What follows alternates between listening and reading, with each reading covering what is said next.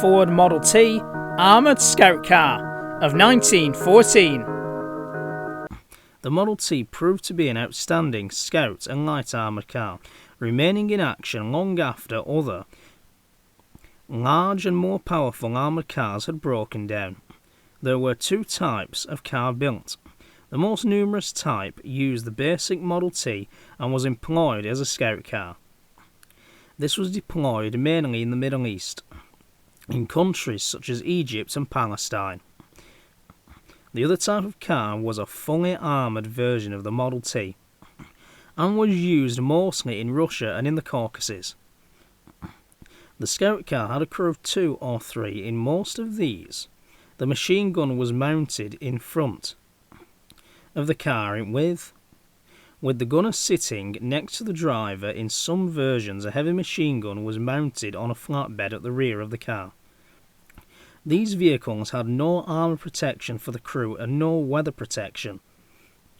Whilst the machine gun had very little traverse and none to the rear, nevertheless, due to its light weight and good reliability, this vehicle proved to be well liked by the men who used it. The American Army used several in Mexico, and the Australians used them in Palestine and in Australia, as they provided very good at covering large areas of dry, dusty ground. Now, I never knew that about Australia. The second car was developed by the British for the war in Russia and designed by the Royal Navy, who had considerable experience with armoured cars. These vehicles were to replace a number of Lanchester armoured cars that had been damaged en route to Russia, as they were all that was available at the time. Armour plate was placed around the engine and rear flatbed. The driver's cab was armoured except for the top, which was canvas covered, and the Maxim machine gun was mounted on a pedestal mount on the rear flatbed with 9mm of armour, with a 9mm armour shield fitted to it. There was no forward field of fire for the machine gun due to the driver's cab. These cars were ridiculed on arrival in Russia, but soon proved to be far better than expected in service. Stats: country, USA. Entered service, 1914. I'd love to know how long they were in service. Crew, 2. Weight, 10 CWT. Length, 11 feet 3 inches. Height, 5 feet 1 inch. Width, 4 feet 4 inches. Main armament. Range, 150 miles. I'm amazed how them armoured cabs worked. And the reason is because I have no idea how the driver gets in, unless he gets in via the normal door, but I can't see that on any of the pictures.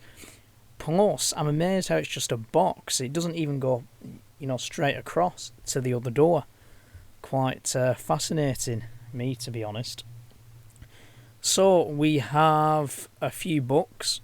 One was originally published in 1920. You can actually get the original for £100 with the MT in Mesopotamia, which was of course Iraq.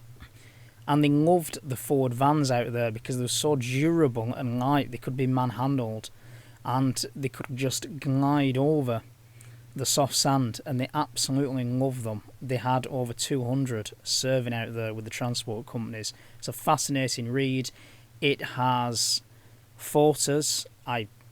Looking at the quality there, the original photos just shrunk. And I believe this was the first military book to include photos from the actual location to show the reader where the places were, what they looked like, of course what the vehicles were like, and they even had floating workshops built on barges, of course for the Euphrates and the Tigris. Quite amazing stuff what they had out there, in my opinion. So we have this book, and this is about the unarmoured scout cars, and I'm sure this is a fascinating read. I haven't got the book yet, but I'm definitely going to get it for Christmas.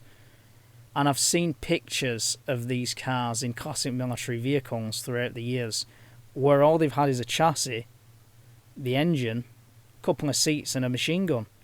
Just fascinating how they patrolled around these areas.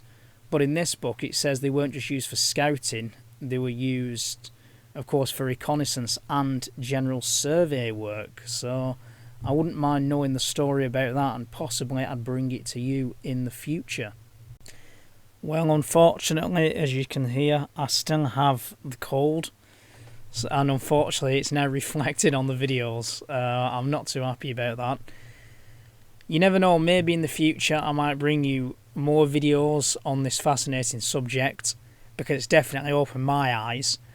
And hopefully, once we get the book, sometime, say in January, we can then bring you a proper video on what these cars did. As I said, not just went out there to do patrols into the desert and patrol the towns, but also general survey work.